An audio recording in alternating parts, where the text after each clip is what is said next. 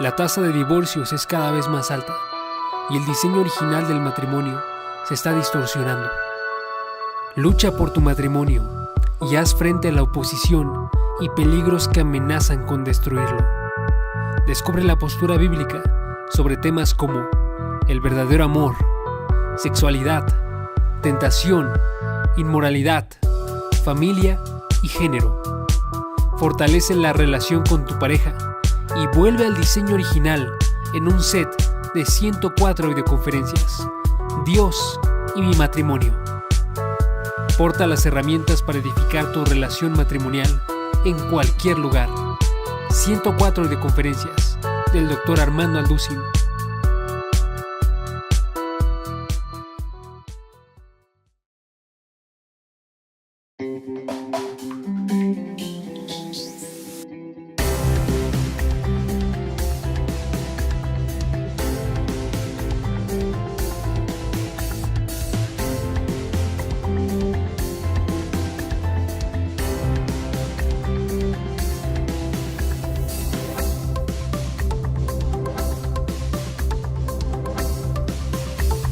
Me da mucho gusto comenzar una nueva serie titulada Las señales del fin, o también podríamos titularla Las señales de los últimos tiempos, porque no cabe duda que nos encontramos en un tiempo maravilloso donde están sucediendo y convergiendo demasiadas señales en el mundo que nos indican sin lugar a ninguna duda que verdaderamente nos encontramos ya no en los últimos tiempos, podría yo decir con toda seguridad en los últimos días. Por ejemplo, cuando Jesús resucitó de los muertos, los discípulos recordaron, ¿verdad?, que Jesús había profetizado de su resurrección. Dice en el Evangelio de Juan capítulo 2, versículo 22, por tanto, cuando resucitó de entre los muertos, sus discípulos se acordaron que había dicho esto y creyeron la escritura y la palabra que Jesús había dicho. Entonces, aunque ya habían creído en la salvación, o sea, los discípulos ya tenían la salvación, ahora podían confirmar que al ver las profecías cumplidas podía llevarlos a un nivel mucho más profundo de su fe. Y esta es la razón por la cual Dios nos ha dejado en la Biblia estas profecías, para que no cabe duda que muchos de ustedes que nos escuchan ya tienen su salvación, ya estamos bautizados con el Espíritu Santo, regenerados y sellados con el Espíritu Santo.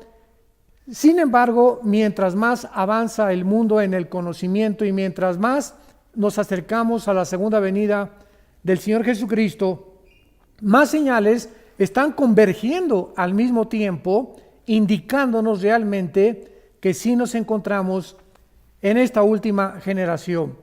Y por lo menos Jesucristo estableció la misma verdad varias veces. Por ejemplo, en Juan capítulo 13, versículo 19, dijo Jesús: desde ahora se los digo antes que suceda, para que cuando suceda crean que yo soy. Vemos otra vez el énfasis de Jesús en las profecías.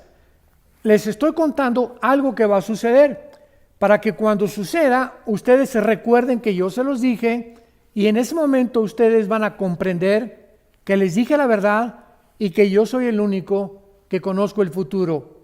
Pero también encontramos otra parecida en Juan capítulo 14, versículo 29. Ahora os lo he dicho antes. Es Jesús hablando antes de que suceda, para que cuando suceda creáis.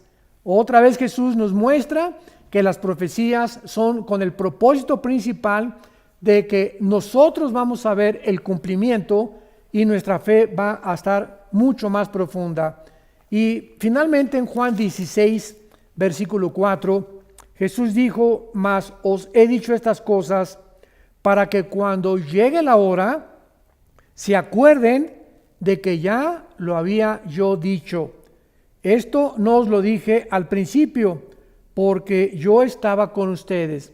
Vemos entonces el énfasis de Jesucristo insistiendo en que pongamos atención a las profecías, porque esto va, repito e insisto, a profundizar nuestra fe y además podamos nosotros tener la evidencia completa de que pues no necesitamos milagros, ver que algún rayo caiga del cielo, que algún paralítico se levante una silla de ruedas para que podamos creer. Básicamente las profecías son suficientes para que podamos nosotros tener la palabra profética más segura. Muy bien, ahora vemos nosotros que estas increíbles profecías cumplidas es una de las más grandes manifestaciones y pruebas de que Dios existe y de que la obra de Dios a través de la historia y a través de todos los eventos que están sucediendo son reales y profetizados con siglos de anticipación.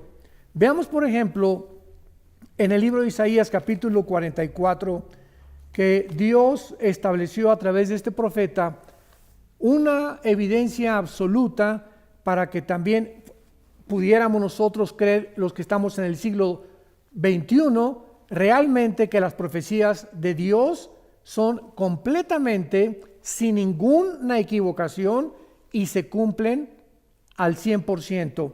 Dice Isaías 44, versículos 6 al 8, escrita hace 2700 años, o sea, 700 años antes de que Jesucristo viniera al mundo. Y dice así, Isaías 44, del 6 al 8. Así dice Jehová, Rey de Israel, y su Redentor, Jehová de los ejércitos. Yo soy el primero, y yo soy el postrero, y fuera de mí no hay Dios.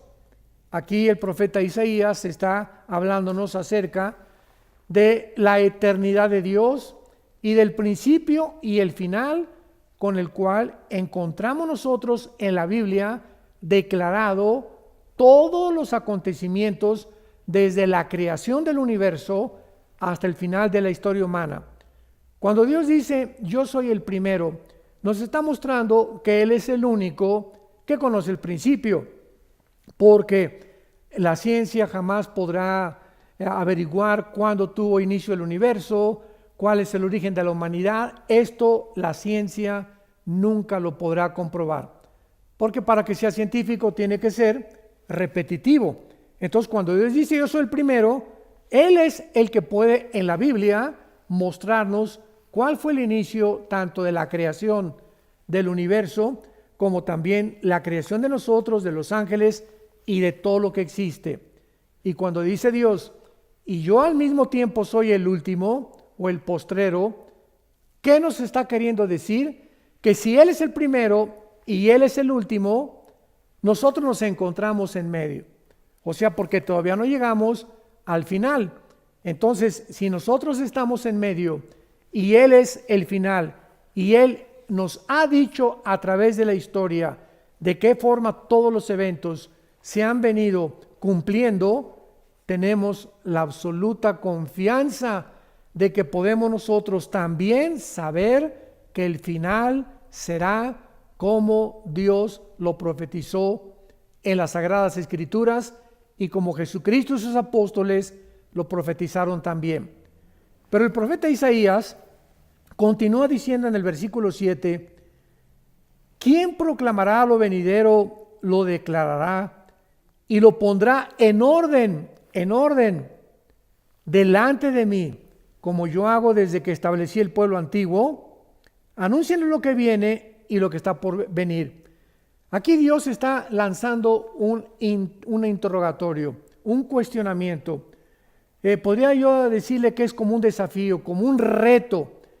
Y está preguntándoles a todos los falsos profetas que han surgido a través de la historia, ¿quién puede realmente proclamar el futuro con la exactitud del 100% de las profecías cumplidas como las que están en la Biblia? ¿Quién?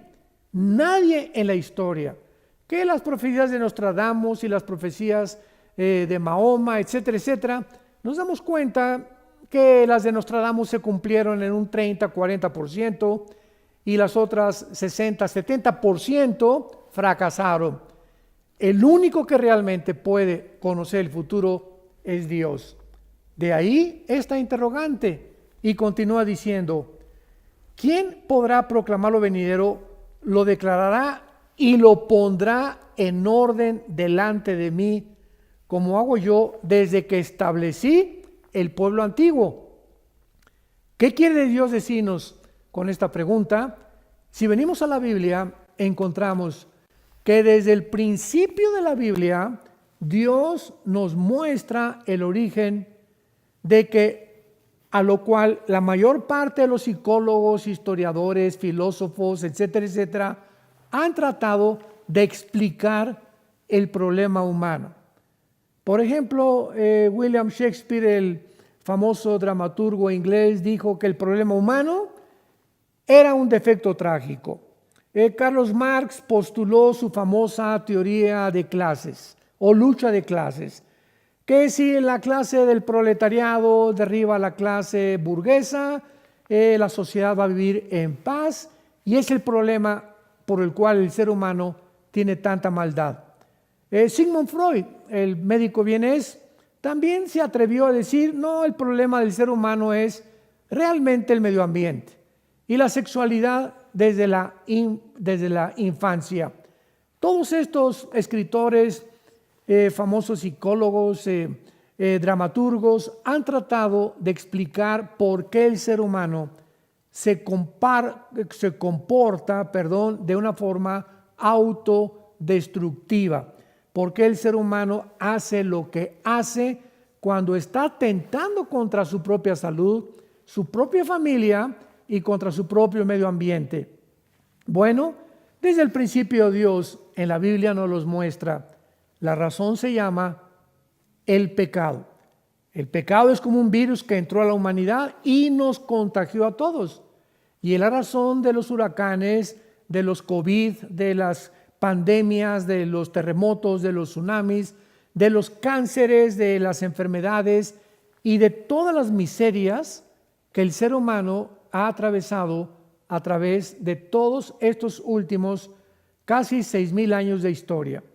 Así que cuando dice Dios: ¿quién podrá en orden de mí todo lo que yo hago?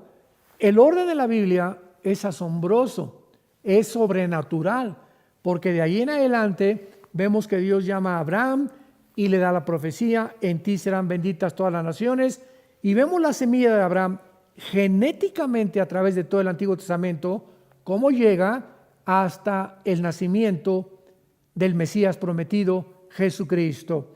Y de ahí en adelante pues vemos todo en el Antiguo Testamento también, que encontramos el orden de todos los imperios. En el libro de Daniel profetiza hace 2600 años que después de Babilonia vendría otro imperio, tal como la historia lo corrobora, que fueron los medos persas.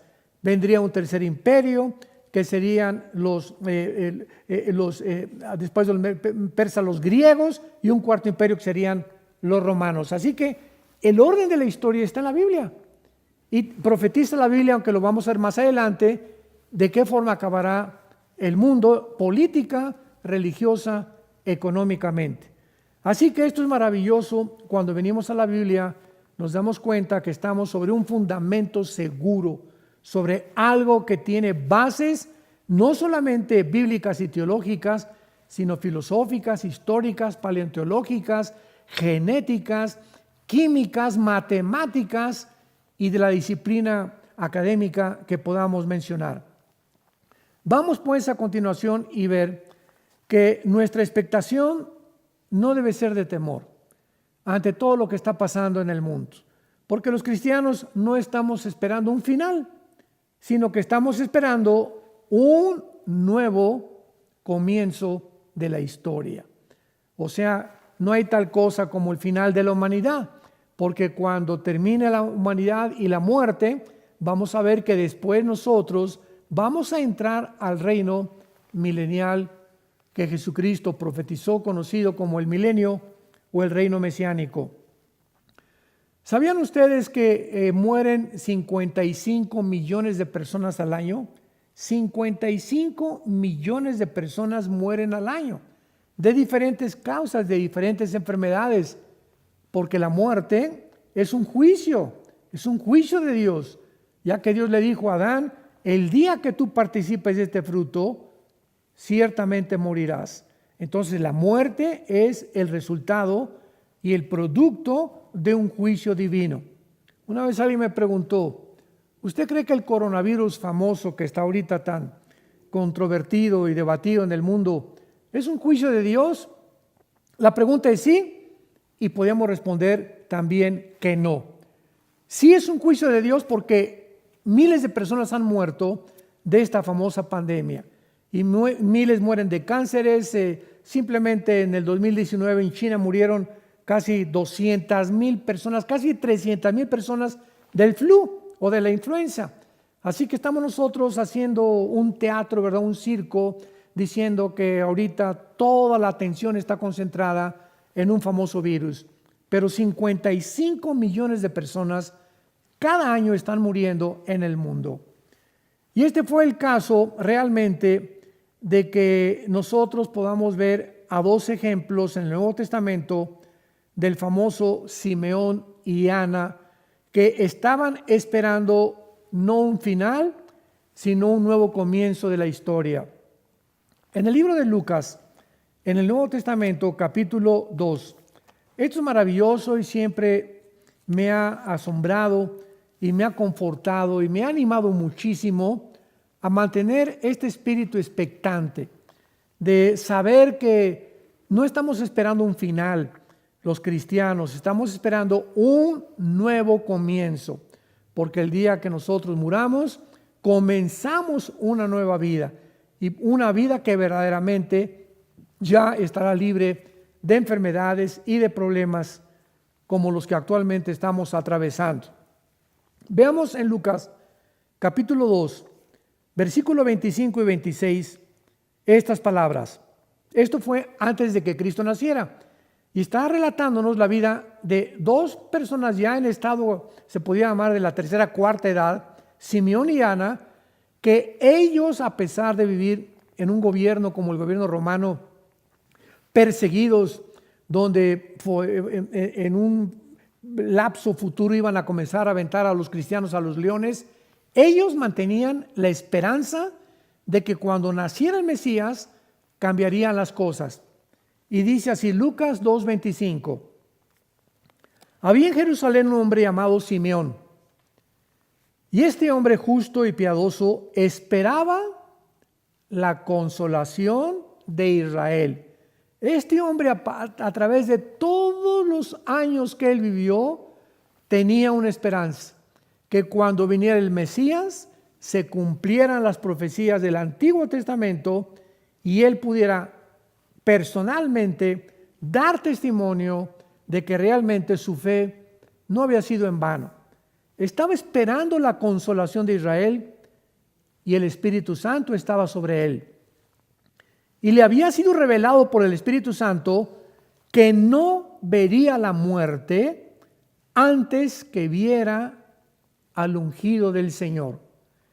Y movido por el Espíritu, vino al templo, y cuando los padres del niño Jesús le trajeron al templo para hacer por él conforme al rito de la ley, él lo tomó en sus brazos y bendijo a Dios diciendo: me voy a detener aquí. Este hombre estaba esperando al Mesías y enfrentó todas las vicisitudes de la vida para que esa esperanza no muriera en él. Y el Espíritu Santo que estaba sobre él, porque era un hombre piadoso, porque sin fe es imposible agradar a Dios, le había prometido que él no iba a morir antes de que viera al Mesías. Y cuando trajeron a Jesús al templo, ¿cómo sabía él que era el niño Jesús? ¿Cómo sabía él que era el Mesías? Porque veamos lo que dice cuando lo carga. Versículo 29. Ahora, Señor, despides a tu siervo en paz conforme a tu palabra, porque han visto mis ojos tu salvación, la cual has preparado en presencia de todos los pueblos, luz para revelación a los gentiles y gloria de tu pueblo Israel. vemos nosotros una de las primeras profecías de Simeón en la Biblia, con el niño Jesús cargándolo en sus brazos y anunciando que realmente Él era y que ahora podía morir en paz porque ya había visto que el Mesías prometido venía a este mundo. Pero veamos ahora el caso de otra mujer llamada Ana, en el versículo 36 al 38 de Lucas capítulo 2. Estaba también Ana, la profetisa, hija de Samuel o de Famuel de la tribu de Aser, de edad muy avanzada, pues había vivido con su marido 7 años desde su virginidad. Y era viuda hacía 84 años y no se apartaba del templo, sirviendo noche y día con ayunos y oraciones. Esta, presentándose en la misma hora, daba gracias a Dios y hablaba del niño a todos los que esperaban la redención de Israel. O sea, en el mismo momento que Simeón cargó al niño Jesús, ahí estaba otra mujer llamada Ana, que tenía 85 años de viuda, imaginémonos nada más. Me imagino que ya tendría como 95 o 98 años, casi 100 años de edad. Y en ese momento ella da testimonio de lo que Simeón había dicho anticipadamente, que ella estaba segura que ahora venía la salvación del pueblo de Israel. Pasemos ahora y veamos a continuación la aparición de las señales, una vez que hemos visto que las profecías están en la Biblia con el propósito de enseñarnos a vivir en fe, a confiar que lo que Dios ha dicho se tiene que cumplir. Como dice en su segunda carta el apóstol Pedro, capítulo 1, tenemos también la palabra profética más segura, a la cual haríamos bien en estar atentos y más en este tiempo que vivimos, porque si tú te separas de la Biblia y tú te haces a un lado y comienzas a enfriarte, comienza a entrar la angustia, el temor, las dudas, la depresión, el estrés, porque separados de mí, separados de la Biblia, nada podemos hacer. Esto es muy importante para considerar en los tiempos que estamos viviendo. Muy bien. No cabe duda que mientras más cerca nos encontramos del arrebatamiento de la iglesia, más señales vamos a continuar viendo de parte de Dios, y lo que verdaderamente nos encontramos en los últimos tiempos de esta última generación. Veamos rápidamente que en el Medio Oriente es una olla express. Ahora está China, Rusia e Irán unidos tal como se profetizó hace 2700 años en Ezequiel 38 y 39. Hace 2700 años se profetizó que la China, Rusia e Irán se unirían con varias naciones musulmanas para planear una invasión contra Israel. Entonces vemos que también se levanta Turquía con el presidente Erdogan amenazando a Israel hace algunos meses, diciendo que él no va a permitir que más naciones árabes se unan actualmente, como ya lo hicieron los Emiratos Árabes Unidos, Bahrein, Sudán y últimamente la nación de Marruecos, que está, ¿verdad?, al sur de España, en el norte de África. Estas 4 naciones árabes que ya forman parte de la nación de un tratado diplomático con la nación de Israel, juntamente con Jordania y con Egipto, son 6 naciones árabes, que esto es inconcebible, que ya están unidas con pactos diplomáticos de paz, como el pacto Abraham que hicieron hace poco estas naciones de Emiratos Árabes y de Bahrein con la nación de Israel. Esto es increíble, porque hace aproximadamente 74, 75 años que Israel se independizó y se convirtió en una nación soberana libre. Jamás había en la historia, o jamás se había concebido que pudieran naciones árabes comenzar a unirse a Israel en pactos de paz. Entonces, estamos realmente en un mundo donde las profecías están convergiendo rápidamente. Europa, ¿qué podemos decir de Europa? 1957 se firmó el famoso Tratado de Roma para que ya pudiera Europa considerar que se eliminaran las fronteras, los aranceles, que pudieran realmente eliminar también los impuestos y que pudieran tener un solo ejército, una sola moneda, un solo gobierno. Y poco a poco, hasta el siglo XXI que nos encontramos, se han reunido casi 29 naciones. Inglaterra se acaba de separar con el famoso Brexit de Europa porque quiere mantener la libra esterlina, su nacionalidad, su independencia. No quieren seguirle pagando impuestos a la Comunidad Europea o a la Unión Europea, y Europa se está hundiendo económicamente. Actualmente sobreviven nada más Alemania y Francia. Y Francia también, ¿verdad? Con grandes trabajos, agarrada de Alemania para no hundirse.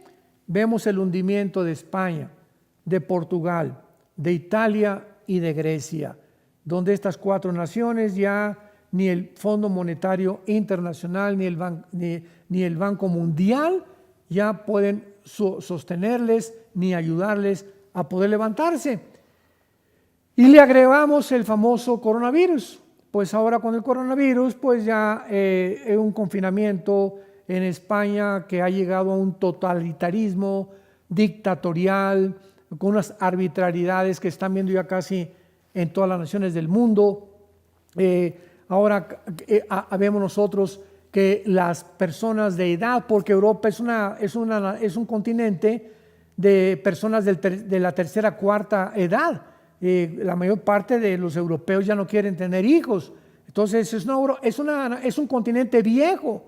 ¿Y qué va a pasar con este continente viejo? Ahora con el coronavirus, donde ya están muriendo todos los de la tercera, cuarta edad, y si no se están muriendo, los están matando, como lo hicieron en la Toscana, al norte de Italia, cuando comenzó esta pandemia. ¿Qué va a pasar? Bueno, es muy fácil de poder discernir.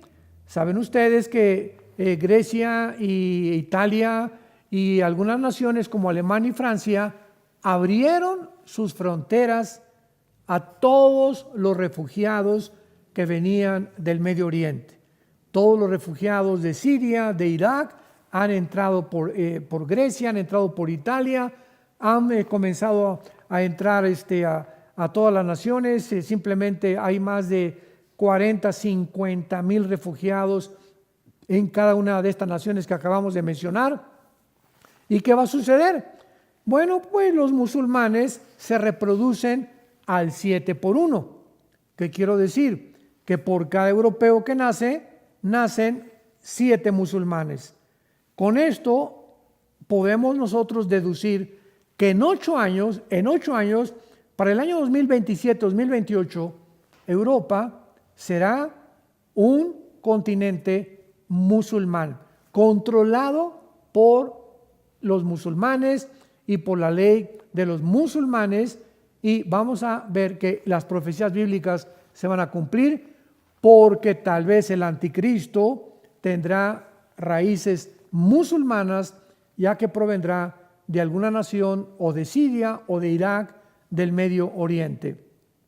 Este panorama, pues, general que acabo de compartir con ustedes nos abre un poco los ojos para darnos cuenta de qué forma está el mundo convergiendo a las señales de estas que vamos a comenzar a estudiar, pero tenemos que tener un panorama muy claro para poder saber que tenemos el tiempo límite, el tiempo contado, y que haríamos bien al darnos cuenta que el fin de todas las cosas se acerca, ser sobrios y velar en oración.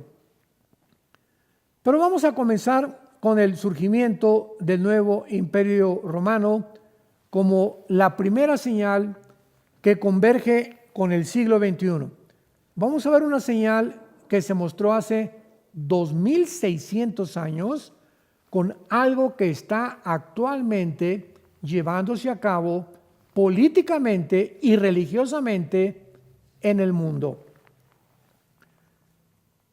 En el libro de Daniel, capítulo 2, Daniel hace 2600 años profetiza las naciones y los imperios que de una forma cronológica iban a surgir en el mundo antes de que Jesucristo regresara. Vuelvo a repetir, de una forma cronológica. Nos acordamos de la profecía de Isaías 44, que dice Dios: ¿quién pondrá en orden las cosas de la historia como lo hago yo desde que establecí el pueblo antiguo? Pues vamos a ver que Daniel nos complementa y nos demuestra que Dios es el Dios de la historia, el Dios del tiempo, el Dios de la Biblia. En el capítulo 2 del libro de Daniel, Daniel revela el sueño al rey Nabucodonosor. Y el rey Nabucodonosor había tenido un sueño de una gran estatua que estaba formada por la cabeza de oro, los brazos y el pecho de plata, el vientre de bronce, las piernas de hierro y los pies mezclados de hierro con barro. El rey Nabucodonosor no pudo interpretar este sueño. Estaba perturbadísimo. ¿Qué quería este sueño decir? Y le habló a los astrólogos, le habló a los magos, nadie pudo revelarle el sueño. Daniel se puso a orar, capítulo 2 de Daniel, y el Dios de la Biblia le revela a Daniel la revelación y le explica las siguientes palabras. La cabeza de oro es el imperio babilónico, donde Daniel se encontraba en ese momento sirviendo. El brazo y el pecho de plata es el reino de los medos y los persas, que vinieron exactamente después de el imperio babilónico. El vientre de bronce, le dice el ángel a Daniel, es el imperio que sigue, que de acuerdo a la historia fueron los medos y los persas. Y el cuarto imperio, que tenía las piernas de hierro, es el imperio romano, tal como la historia lo confirma y lo corrobora. En ese mismo orden aparecieron los últimos imperios de la antigüedad. Sin embargo, los pies de la estatua estaban mezclados de hierro con barro.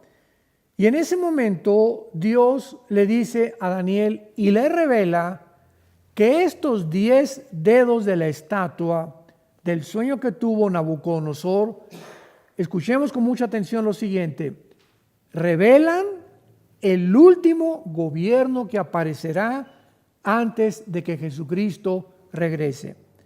Pongamos atención, estos 10 dedos de la estatua es la revelación final de que antes de que Cristo venga se formarán 10 naciones. Los 10 dedos representan 10 gobiernos, que en el capítulo 7 representan 10 cuernos, y en el capítulo 17 del libro Apocalipsis el Espíritu Santo revela y explica que los 10 cuernos son los 10 naciones que el anticristo comenzará a gobernar y a través de las cuales gobernará la mayor parte del mundo entero. Pero veamos con detalle esta profecía en Daniel 2, versículo 42 en adelante. Y por ser los dedos de los pies en parte de hierro y en parte de barro cocido, el reino será en parte fuerte y en parte frágil. Así como viste el hierro mezclado con barro, se mezclarán por medio de alianzas humanas, pero no se unirán el uno con el otro, como el hierro no se mezcla con el barro. Y en los días de estos reyes, pongamos mucha atención, en los días de estos reyes, el Dios del cielo levantará un reino que no será jamás destruido. En los días cuando se formen estas 10 naciones, estos 10 gobiernos, en esos días es cuando Cristo regresará al mundo. Y dice a continuación, un reino que no será destruido, ni será el reino dejado a otro pueblo. Desmenuzará y consumirá a todos estos reinos, pero Él permanecerá para siempre. Y de la manera que viste que del monte fue cortada una piedra, no con mano, la cual desmenuzó el hierro, el bronce, el barro, la plata y el oro, el gran Dios ha mostrado al rey lo que ha de acontecer en lo porvenir. Esta profecía está relacionada con el futuro de la humanidad, con los últimos tiempos, que somos los tiempos que nosotros estamos viviendo. Dios te ha revelado lo que ha de acontecer en lo porvenir, y el sueño es verdadero y fiel su interpretación. Actualmente, para entrar en materia, el mundo se dirige a lo que se conoce como el globalismo. La globalización es otra cosa, son dos términos completamente diferentes.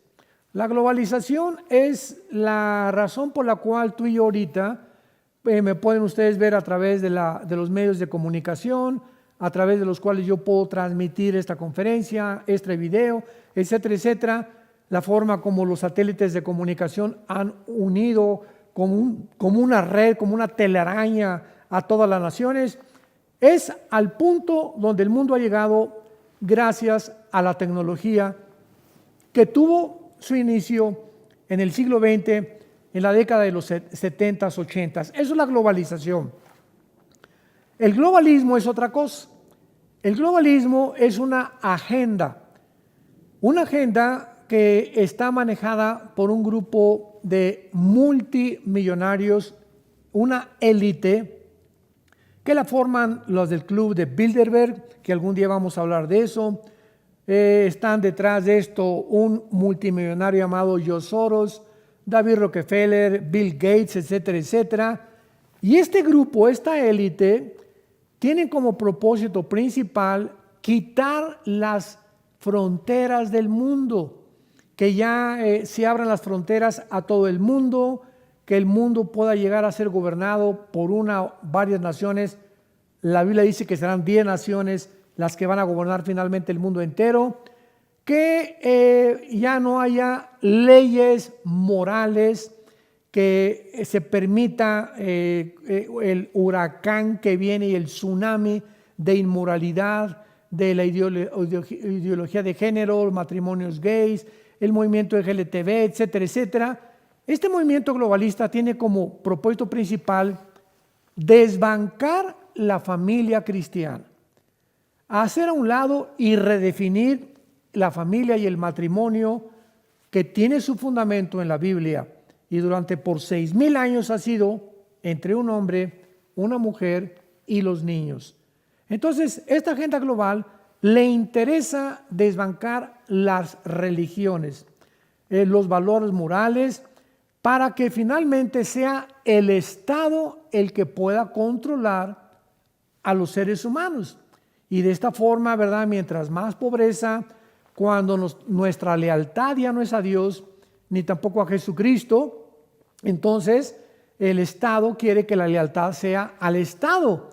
Y la religión impide que nosotros tengamos una lealtad total al Estado.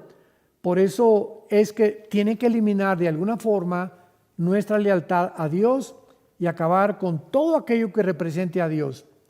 Esto es interesante porque la Biblia así lo profetizó, que así terminaría el mundo, donde dice en la segunda carta a los tesalonicenses, capítulo 2, el apóstol Pablo, que el anticristo se hará Dios, se adjudicará el título de Dios, donde nadie más que Él gobernará y donde Él será el que controlará finalmente. Él resurgirá a Europa, Él traerá soluciones para el medio ambiente, para la pobreza, para los virus. Va a ser un genio, va a ser un hombre dotado de poderes extraordinarios, sobrenaturales, que vendrán del propio Satanás. Y ahí es precisamente donde nos encontramos y donde también en el próximo estudio vamos a continuar compartiendo con ustedes las señales de los últimos tiempos. Que Dios los bendiga y les esperamos para el próximo estudio.